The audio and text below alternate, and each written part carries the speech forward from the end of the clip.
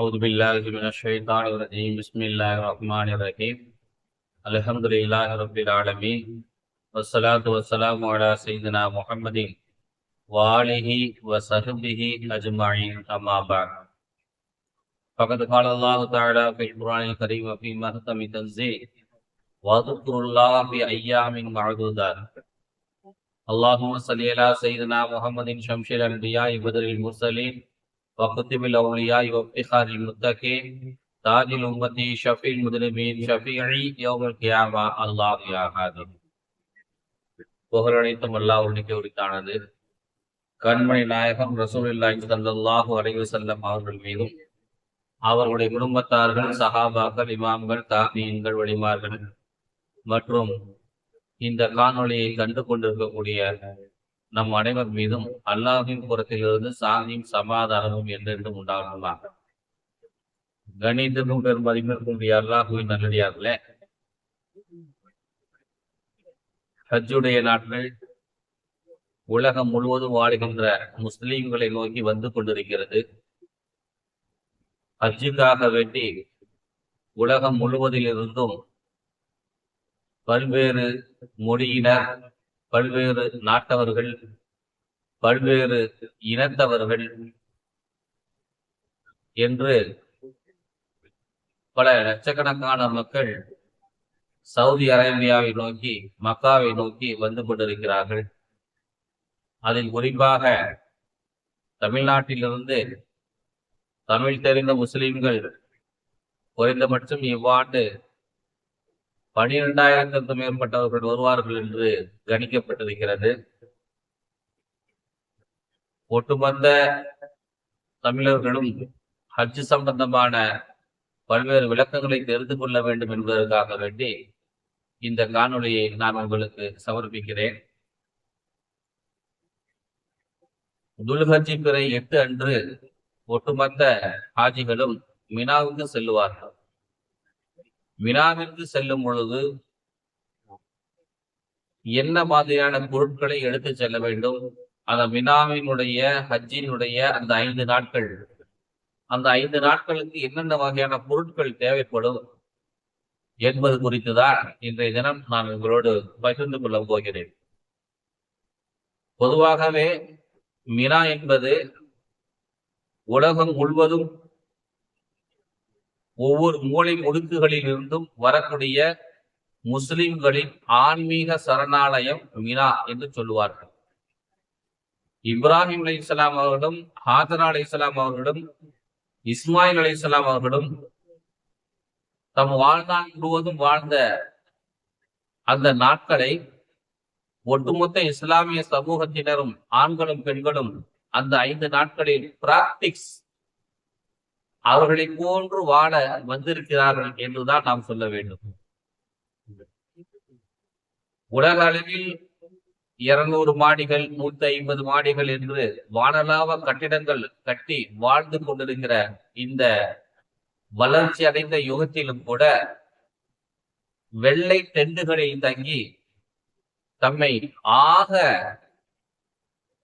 சிறுமைப்படுத்திக் கொண்டு அல்லாஹ் தஆலாவிடத்தில் வண்டியிட்டு அமர்ந்திருக்கிற ஒரு அற்புதமான இடம்தான் மினா என்பதை நாம் புரிந்து கொள்ள வேண்டும். இந்த மினா என்பது மக்காவிலிருந்து 7 கிலோமீட்டர் தொலைவில் இருக்கின்றது. இந்த மினா ஏறத்தாழ 17 கிலோமீட்டர் சதுர பரப்பளவு உடையது. இந்த மினா அல்லாஹ்வினுடைய ஷாயிர், அடையாள சின்னங்களில் ஒன்று என்பதை நாம் புரிந்து கொள்ள வேண்டும். இந்த மினாவிற்கு நாம் ஹஜ்ஜினுடைய பிறை 8 அன்று பிறையை பார்த்த பிறகு மக்கா மற்றும் அலீசியா போன்ற சுற்று வட்டார பகுதிகளில் தங்கியிருக்கக்கூடிய ஹாஜிமார்கள் அன்று இரவுதான் நாம் புறப்பட்டு செல்வோம். தனியார் டிராவல்ஸ்களில் இருந்து வந்திருக்கக்கூடியவர்களும் ஹஜ்ஜி கமிட்டி மூலமாக வந்திருக்கக்கூடியவர்களும் அந்த இரவில் தான் பிறை 8 பார்த்த பிறகு அன்று நள்ளிரவில் நாம் புறப்பட்டு செல்வோம். நாம் புறப்பட்டு செல்வதற்காக வேண்டி நம்முடைய ஹஜ்ஜி ஏற்பாட்டாளர்கள் ஒரு நேரத்தை சொல்லி இருப்பார்கள். அந்த நேரத்திற்கு நாம் தயாராக இருக்க வேண்டும். நாம் தாமதித்து விடக்கூடாது. நம்மை அழைத்து செல்வதற்காக வேண்டி பஸ் வரும். அந்த பஸ்ஸினுடைய நம்பர்கள் நமக்காக வேண்டி முன்கூட்டியே சொல்லப்பட்டிருக்கும். நம்முடைய பஸ் நம்பரில் தான் நாம் ஏற வேண்டும். எப்படி அந்த இரவில் நாம் தயார் நிலையில் நாம் இருக்க வேண்டும். அதுல எந்த விதமான தாமதமும் செய்து விடக்கூடாது. அதே போல மினா என்பது 17 கிலோமீட்டர் 18 கிலோமீட்டர் ஏறத்தால சுற்றளவு சதுர மீட்டர் சுற்றளவு கொண்டதாக இருந்தாலும் கூட ஒவ்வொரு ஹாஜிக்கும் அங்க கொடுக்கப்படக்கூடிய இடம் வெறும் 55 சென்டிமீட்டர் மட்டும்தான். அதனால ஒருத்தருடைய உடலின் மீதுதான் இன்னொருத்தருடைய உடல் கிடக்கும். கொஞ்சம் பருமனாக இருந்தா இன்னொருத்தர் உடலின் மேலதான் இன்னொருத்தருடைய உடல் கிடக்கும். அந்த மாதிரி அமைப்புல தான் அந்த மினாவே இருக்கும். அங்க தனி டெண்டுகளோ தனி அறைகளோ பெரிய விசாலமான இடமோ கட்டில்களோ இதெல்லாம் கொடுக்கப்படாது. இந்த 55 சென்டிமீட்டர் அகலம் உள்ள இந்த இடத்தில் தான் நாம் 4 நாட்களை கடக்க வேண்டும். சுமார் 8, 10, 11, 12 இந்த 4 நாட்கள் அங்கதான் நாம் இருக்க வேண்டும். 9 அன்னைக்கு மட்டும் நம்ம அரபாவுக்கும் முஸ்தலிஃபாவுக்கும் போயிட்டு வரும். அதனால இந்த இடங்களில் தங்குகிற பொழுது அந்த இடத்தை நாம் சமாளித்துக் கொள்ளக்கூடிய மனநிலையை வளர்த்துக் கொள்ள வேண்டும். சகித்துக் கொள்ளக்கூடிய மனநிலையை நாம் வளர்த்துக் கொள்ள வேண்டும். அதே போல மினாவில ஆண்கள் தனியாகவும் பெண்கள் தனியாகவும் தான் தங்க வேண்டும். கணவன் மனைவியாக பெண் பிள்ளைகளோடு என்றெல்லாம் நாம் குடும்பமாக அங்கே வந்திருப்போம். நாம் மக்காவில், மதீனாவில், அஜீசியாவில் நாம் எல்லாம் ஒன்றாக தங்கி இருப்போம். ஆனா இங்க மினாவுல ஆண்கள் தனியாகவும் பெண்கள் தனியாகவும் தான் தங்க வேண்டும். அதனால் மினாவிற்கு நாம் போகும் பொழுதே அந்த பேக்குகளை நாம தனித்தனியா வச்சுக்கணும். நமக்குன்னு ஆண்களாகிய கணவருக்கு தனியா ஒரு பேக்கு, மனைவிக்கு தனியா ஒரு பேக். அவங்களுடைய பேக்குல அவங்களுடைய சாமான்களை முழுமையாக வைத்துக் கொள்ள வேண்டும். நம்ம 2 பேருக்கு சேர்த்து ஒரே பேக்கு என்கிற வகையில் நாம் அங்கே சென்று விடக்கூடாது. அதே போல மினாவுக்கு போகும் பொழுது அந்த டென்ட் அட்டைகள், நம்ம எந்த டிராவல்ஸ்ல போயிருக்கிறோமோ அந்த அட்டைகள், அந்த அடையாள அட்டைகள், வண்டிவு கார்டுகள் இதெல்லாம் கொடுத்துருப்பாங்க. அதையெல்லாம் நம்ம கவனமாக எடுத்துக்கொள்ள வேண்டும். அதே போல ஒரு பாஸ்போர்ட் ஜெராக்ஸ் ஒன்று நம்ம கிட்ட கண்டிப்பாக இருக்க வேண்டும். அதையும் நாம் அதை பத்திரமாக வைத்துக் கொள்ள வேண்டும். அதே போல முசல்லா ஒன்று நாம் எடுத்துக்கொள்ள வேண்டும். தேவைப்பட்டால் விரித்து படுப்பதற்கு தோதுவான ஒரு போர்வையை போன்ற ஒரு பெட்ஷீட்டை போன்ற ஒரு பொருளையும் எடுத்துக் கொள்ளலாம். அல்லது நமக்கு கண்டிப்பாக மினாவில் அப்படிப்பட்ட ஒரு போர்வையோ ஒரு பெட்ஷீட்டோ கிடைக்கும். அதை நாம் எடுத்து பயன்படுத்திக் கொள்ளலாம். அதை எங்க பயன்படுத்தணுங்கிறத நான் உங்களுக்கு பின்னால சொல்றேன். அதே போல இந்த முசல்லா போன்றவையெல்லாம் நாம் எடுத்துக்கொண்ட பிறகு நம்முடைய பைக்குள்ள இதெல்லாம் வச்சுக்கணும். வைத்துக் கொண்ட பிறகு 2 செட்டு ட்ரெஸ் எடுத்துக்கொள்ள வேண்டும். ஏன்னா நம்ம பிறை 10 அன்னைக்கு மாலையில எல்லாம் நாம் இஹ்ராமை கலைந்து விடுவோம். இஹ்ராமை கலைஞ்சிட்டோம்னா அது நார்மல் ட்ரெஸ்ஸுக்கு வந்துடும். அப்ப அதுக்கு பிறகு நம்ம முழுசா 2 நாள் தங்குவோம். அந்த 2 நாளுக்கு ஒரு செட்டு ட்ரெஸ் போதும்னா ஒரு செட்டு எடுத்துக்கொள்ளலாம். இல்ல நான் தினம் ட்ரெஸ் மாத்துவேன்னா 2 செட்டு ட்ரெஸ் எடுத்து வைத்துக் கொள்ளுங்க. அதே போல நம்ம இங்கிருந்து மினாவில் அஜீசியாவில் இருந்து துல்ஹஜ் பிறை 8 அன்று புறப்படும் பொழுது நாம் இஹ்ராம் உடையோடு தான் போவோம். அதே போல அங்க போய் மாற்றி கொள்வதற்கு அரஃபா அன்னைக்கு, ஏன்னா அரஃபா தான் நமக்கு பெருநாள். அரஃபா பெருநாள் அன்னைக்கு முடுக்குவதற்காக வேண்டி ஒரு இஹ்ராம் ஒன்று நாம் தனியாக வைத்துக் கொள்ள வேண்டும். 2 இஹ்ராம் போதும்பட்டால் ஒரு செட்டு ட்ரெஸ் அல்லது 2 செட்டு ட்ரெஸ்ஸுகளை நாம் எடுத்துக்கொள்ள வேண்டும். அதே போல இதற்கு பிறகு நம்ம பார்த்தோம்னா செருப்பு பை எடுத்துக்கொள்ள வேண்டும் தனியாக. அதே போல 6 நாட்களுக்கு தேவையான மருந்து, மாத்திரைகள், தைலங்கள் எடுத்துக்கொள்ள வேண்டும். உங்க பையில எக்ஸ்ட்ரா இடம் இருக்குது அப்படின்னா மற்றவர்களுக்கு உதவி செய்யும் விதமான மாத்திரை மருந்துகளையும் கூட நீங்கள் எடுத்துக்கொள்ளலாம். அதே போல அந்த மினா முஸ்தலிஃபா அரஃபாவுல நம்ம தேவையான பயன்படுத்துவதற்கு தேவையான குர்ஆன் ஷரீஃப், துஆ புத்தகம், திக்ர்கள் அடங்கிய புத்தகங்கள். இதை நாம் கண்டிப்பாக மறந்துவிடக்கூடாது, எடுத்துக்கொள்ள வேண்டும். ஏன்னா அந்த மினா, முஸ்தலிஃபா, அரபா இந்த 3 புனித தலங்கள்லையும் பெருமானார் ஸல்லல்லாஹு அலைஹி வஸல்லம் அவங்க கேட்ட அந்த துஆக்களை நாம் அங்கு உட்கார்ந்து ஓத வேண்டும். நம்ம இடத்துல அல்லாஹ்விடத்துல நாம் துஆ கேட்கிறோம் என்று சொன்னால், அதிகபட்சம் ஒரு 5 நிமிஷத்துக்கு பிறகு அல்லாஹ்விட துஆ கேட்கறதுக்கு நம்ம கிட்ட வார்த்தைகளே இருக்காது, தேவைகளே இருக்காது.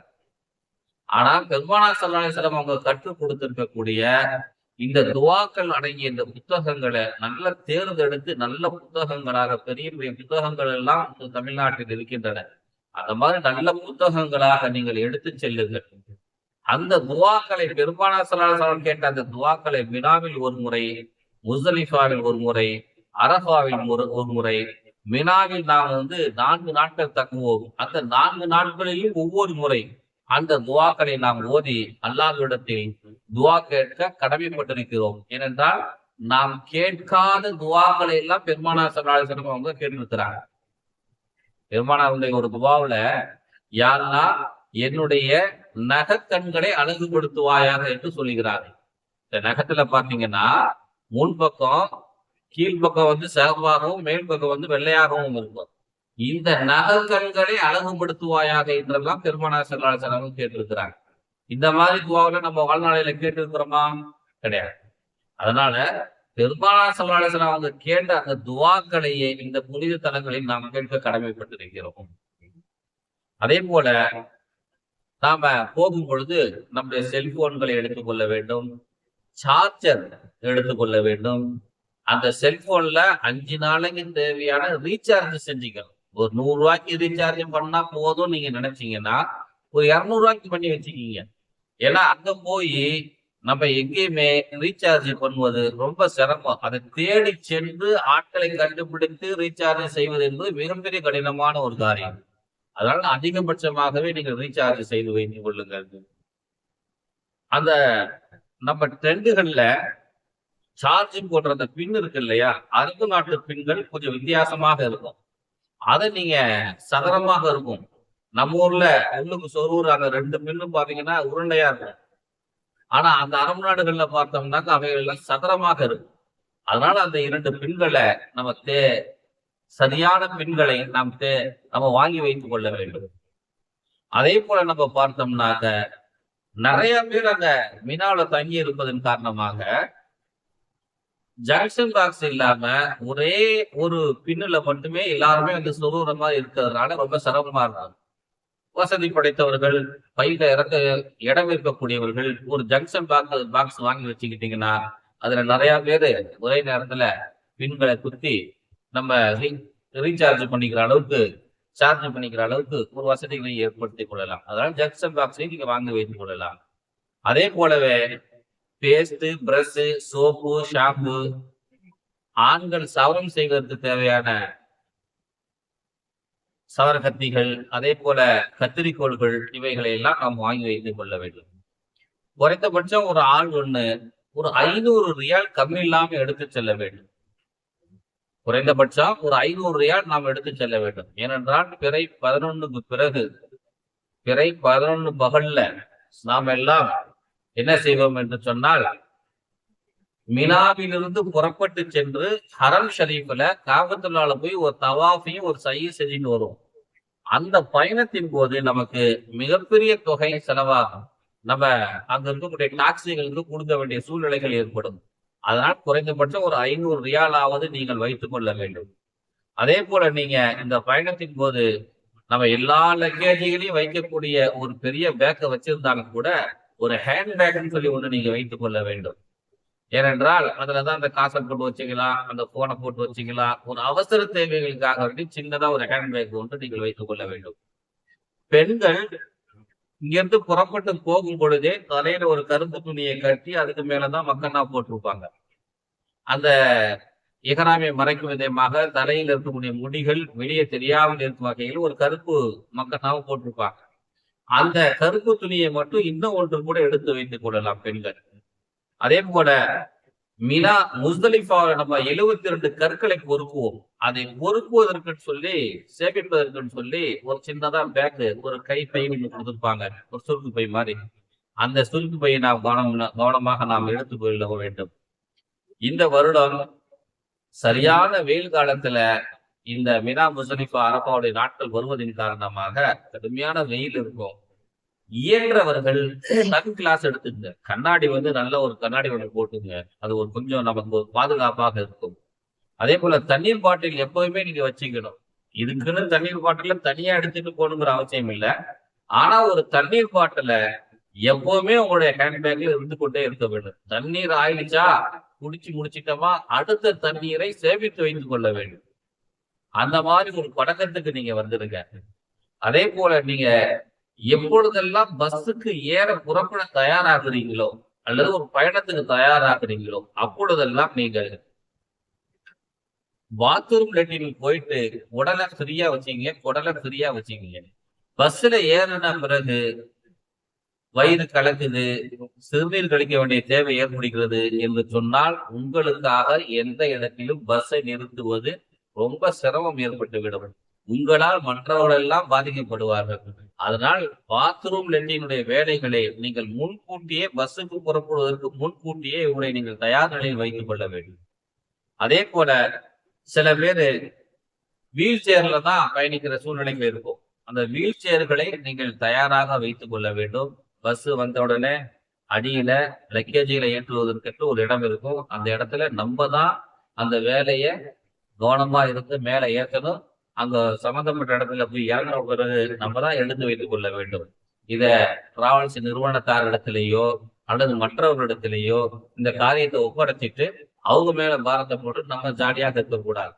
அங்க போன பிறகு வீல் சேர் வரலன்னா அங்க இருக்கக்கூடிய அந்த சிரமங்களை நீங்க மட்டும்தான் சந்திக்க வேண்டிய சூழ்நிலைகள் ஏற்படும். அதனால வீல் சேரை கவனமாக போட்டு விட்டு வீல் சேரை கவனமாக எடுக்க வேண்டும். அதே போல கடுமையான வெயில் இருப்பதன் காரணமாக சன் கிளாஸ் எடுத்துக் கொள்வது போன்றே கொடையும் எடுத்துக்கொள்ள வேண்டும். முடிஞ்ச நல்ல கொடையா தரமான கொடையா இங்க இருந்தே ஒண்ணு வாங்கிட்டு போயிடுங்க. அங்க ஹரம் ஷரீஃபுக்கு போன பிறகு அங்க ஓசில கொடுப்பாங்க, அங்க மண்ணுக்கு கூட உங்களுக்கு கொடுப்பாரு. அதெல்லாம் அங்க தாங்காது பெரும்பாலும். அதனால இல்ல அங்க கிடைக்கிறத மட்டும் அந்த 4 நாளைக்கு பயன்பட்டா போதும் நீங்க நினைச்சீங்கன்னாக்க அதை கூட சரியான முறையில பயன்படுத்தி கொள்வதற்கு உங்களை நீங்க தயார் செய்து கொள்ளுங்கள். அதனால கொடைகளை நீங்க எப்பவுமே கையிலேயே வச்சுக்கிங்க. இதெல்லாம் நமக்கு ரொம்ப அத்தியாவசியமானதாக இருக்கிறது. அதே போல நம்ம மினாவுல நாம ஒரு நாள் அத பகல் தங்கியிருப்போம். நாம வந்த நைட்டு மிச்சமான அந்த நைட்டை நம்ம தூங்கி எழுந்திரிச்சிருப்போம். பிறை 9 அன்று இரவு மினாவினுடைய மாலையில் நள்ளிரவில் அங்கிருந்து புறப்பட்டு நம்ம அரபாக்கு போவோம். அரபா முஸ்தலிஃபா ரெண்டையும் சந்திப்பதற்காக போவோம். அப்படி போகுவதற்காக நம்ம ஏற்கனவே ஒரு மினாவினுடைய பேக்கில் நிறைய சாமான்களை சேர்த்து வச்சிருக்கிறோம். இதுவரையிலும் நான் உங்களுக்கு 25 வகையான சாமான்களை எடுத்து செல்ல வேண்டும் என்று சொல்லி இருக்கிறேன். இந்த 25 வகையான சாமான்களும் இதுல இருக்கும். ஆனா இந்த 25 வகையான சாமான்களும் அரபாவுக்கும் முஸ்தலிஃபாவுக்கும் தேவையான இல்ல. அங்க போகும்போது இதுல ஒரு 10 வகையான சாமான்களை மட்டும் எடுத்து சென்றால் போதுமானது. அதனால அந்த மிச்ச சாமான்கள் எல்லாம் இங்கேயே ஒரு பேக்ல வச்சுட்டு அரபாவுக்கு மட்டும் எடுத்துட்டு போகிறதுக்கு ஒரு பேக்கை வைத்துக் கொள்ள வேண்டும். அல்லது சும்மா ஒரு பிளாஸ்டிக் கவரையாக்கி வைத்துக் கொள்ள வேண்டும். அல்லது ஊர்ல இருந்தே நீங்க புறப்பட்டு போகும்போது அழகான ஒரு துணிப்பையை கையில வச்சுக்கிட்டீங்கன்னா அந்த துணிப்பையில அரபாவுக்கும் முஸ்தலிஃபாவுக்கும் தேவையான அந்த சாமான்களை மட்டும் எடுத்துக்கொண்டு மிச்ச சாமான்களை எல்லாம் அதே பேக்கிலேயே வச்சு நம்ம படுத்து இருக்க முடியாது. அந்த 55 சென்டிமீட்டர் இடம் இருக்கு இல்லையா, அந்த 55 சென்டிமீட்டர்லயே தலவாணி கடையில வச்சுட்டு போயிட்டோம்னா அந்த சாமான்கள் அங்கேயே கிடைக்கும். போயிட்டு நம்ம திரும்ப எடுத்துக்கொள்ளலாம். இது பயப்பட தேவையில்லை. அதே நேரத்துல இல்ல நான் முஸ்தலிஃபாலாம் மினாவெல்லாம் அந்த சாமான்களை வைக்க மாட்டேன், எல்லா சாமான்களையும் எடுத்துக்கிட்டு தான் நான் சுமந்து சுத்துவேன் அப்படின்னு நினைச்சீங்கன்னா அது உங்களுக்கு சாத்தியப்பட்டால் நீங்கள் இன்னொரு பேக் இல்லாம அவைகள் எல்லாத்தையுமே நீங்க எடுத்து செல்வதற்கும் உங்களுக்கு அனுமதி இருக்கிறது. நீங்க எல்லா சாமானையும் கூட நீங்க எடுத்து சொல்லலாம். ஆகவே அன்பார்ந்த அல்லாஹ்வின் நல்லடியார்களே, மினாவிற்கு என்னென்ன மாதிரியான பொருள்களை எடுத்து செல்ல வேண்டும் என்று நான் உங்களுக்கு சொல்லி இருக்கிறேன். இந்த எடுத்து செல்ல வேண்டிய சாமான்களில் எல்லாம் ஆக உயர்தரமானது என்னவென்றால் அல்லாஹ்வின் இறையச்சத்தை நீங்கள் எடுத்து செல்லுங்கள். இறையச்சம் தான் அது நமக்கு பயன் மிக்கதாக இருக்கு. ஏனென்றால் இறையச்சத்தை உள்ளத்தில் நிரப்பி கொண்டு போங்க. அல்லாஹ் மேல ரொம்ப பயபக்திய மனசுக்குள்ள நிரப்பி கொண்டு செல்லுங்கள். ஏனென்றால் அந்த இறையச்சத்தோடு அல்லாஹ்வின் மேல இருக்கக்கூடிய நம்பிக்கையோடு அங்க போய் அந்த காரியங்களை நாம் செய்யும் பொழுதுதான், துவாக்களை செய்யும் பொழுதுதான், அந்த அமல்களை செய்யும் பொழுதுதான் நமக்கு 100% திருப்திகரமாக அந்த அமல்களை செய்திருக்கிறோம் என்கிற நம்பிக்கையும் நல்லெண்ணமும் நம்முடைய உள்ளத்தில் ஏற்படும் என்பதை நீங்கள் புரிந்து கொள்ள வேண்டும்.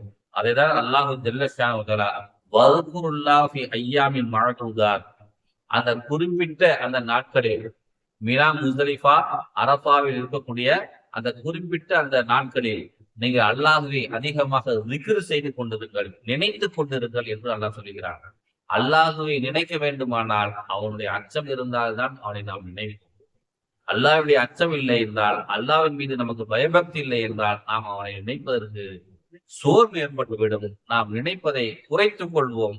அல்லாஹுவை அந்த 5 நாட்களிலும் நினைத்து கொண்டே இருக்க வேண்டும். அல்லாஹுவினுடைய நினைவை தவிர மனைவி, மக்கள்கள், உலக செல்வாக்குகள், பதவி, பட்டங்கள் எதுவுமே நம்முடைய உள்ளத்தில் இருக்கக்கூடாது. குறிப்பா அந்த நாளையில நாம் யார் என்பதையும் மறந்துடணும். அல்லாஹ்வினுடைய அடிமை என்கிற எண்ணம் மட்டும்தான் அங்க இருக்கணும். நான் ஜட்ஜி, நான் பெரிய போலீஸ் அதிகாரி, நான் பெரிய கோடீஸ்வரன், நான் பெரிய பணக்காரன், நான் டாக்டரு, இன்ஜினியரு, இதெல்லாம் மினா முஸ்தலிஃபால போய் பயன்படுத்தக்கூடாத வார்த்தைகள். நீங்க யாருன்னு யாருக்குமே தெரியக்கூடாது. இதுதான் இறையச்சத்தினுடைய வெளிப்பாடு. நான் யாரு தெரியுமா அப்படின்லாம் நீங்க அங்க போய் சொல்லிடக்கூடாது. நீங்க யாரு தெரியுமா அப்படிங்கறத அல்லாஹ் தான் சொல்லணும். இவர் யார் தெரியுமான்னு சொல்லி அல்லாஹ் மற்றவங்களுக்கு வெளிப்படுத்தணும். அப்படி நீங்கள் நடந்து கொள்ளும் வகையில் உங்களுடைய இறையச்சத்தை பெருக்கிக் கொள்ளுங்கள்.